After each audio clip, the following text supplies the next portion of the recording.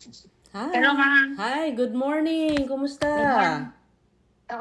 Okay, ma'am naman. Bumalik ako ng work at dumating na yung kapatid ko. Sino kapatid mo? Yung sa nagtatrabaho po sa yung teacher. Ah. Nag-leave siya po ng 2 months, ma'am. Oh, that is so nice. Okay, very Kasi ma'am, good. kasi siyempre nag-off na ako ng 3 weeks kasi hindi pwedeng wala magbantay kay inay. Wow, amazing. I'm glad na mayroon kang Ay, mga malam mo ba ma'am kahalili. kagabi? Sobrang yung snow. Yeah, I Mabuti na know. lang yung pamangking ko. Okay naman siya nag-drive. Mayroon tayong result. Ay, kita ko notification. Oh my Oh, gosh. ma'am. Yeah. Okay lang ba na mag-usap tayo ngayon? Okay lang, ma'am. Okay, I'll give you... Parang nanginginig ako. Bakit ka nanginginig? Siyempre, siyempre nanginginig ako ma'am ng resort kasi alam mo naman. Anong alam ko? Alam mo naman, ma'am, sobrang punong-puno ako ng problema kaya nanginginig ako. Okay, so ngayon yung problema mo, approve na yung application ng kapatid mo. Ay, yung work permit niya, ma'am? Yes. Thank you.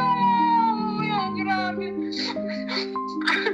I just can't really wait to let you know the good news because at least it will gonna easen up yung situation mo. And I know your situation. Grabe, ma'am. Thank you so much. Ako nga rin naiyak ako nung nakita ko. So, it's already approved. Pwede bang umiyak muna ako, ma'am? Yeah, pwede ka nang umiyak. Grabe talaga, ma'am. I know. Thanks, God. I know. Thank you, Mom. Thank you, Lord. Thank you, Mom, sa tulong mo. Nung sinasabi mo yung sitwasyon mo, I feel like parang ayokong tanggapin dahil baka mamaya ma-refuse, ma-add up pa yung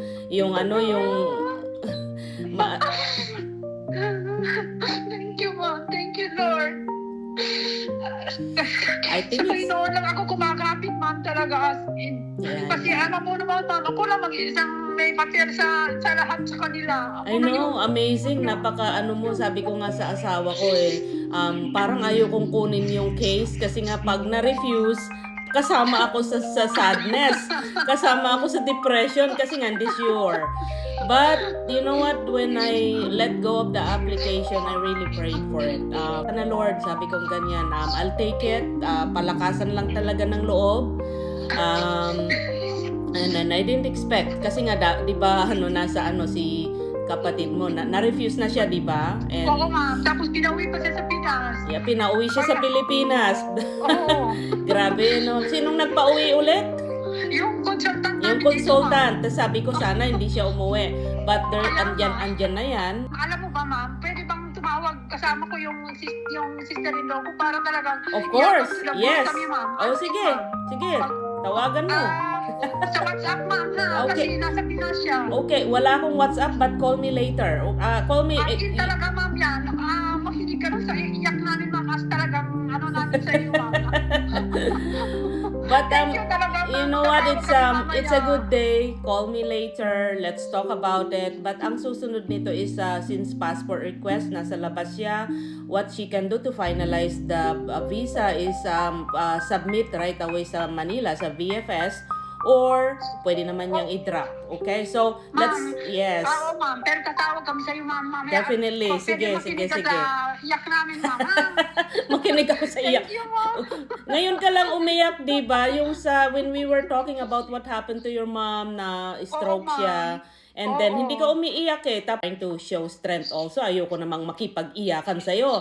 But, the only thing I can do with my mission as an immigration consultant is to actually let you feel better at the brave dito sa mga challenges ng immigration. And you see what happened. Na-refuse, nawala na Ayan lahat. na, ma'am. Alam mo talaga, ma'am, hindi talaga ako nagkakamali na sa'yo.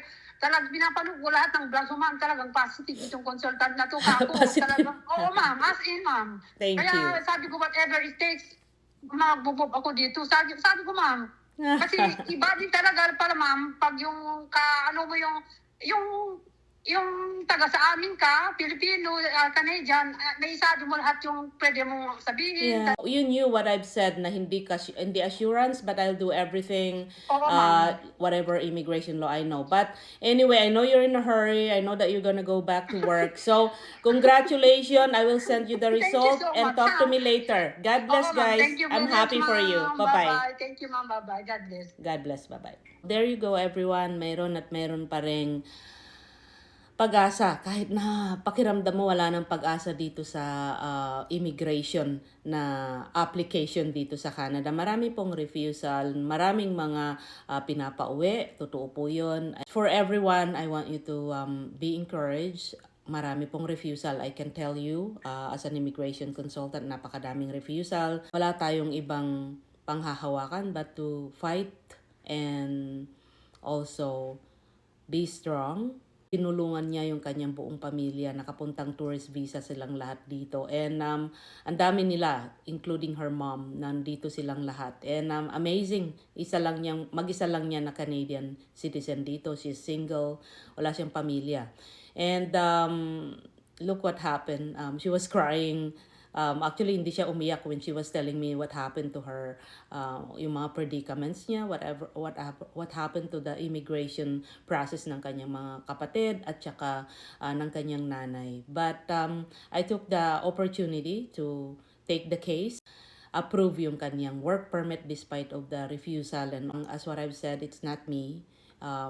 It's by the grace of God. I can admit that honestly.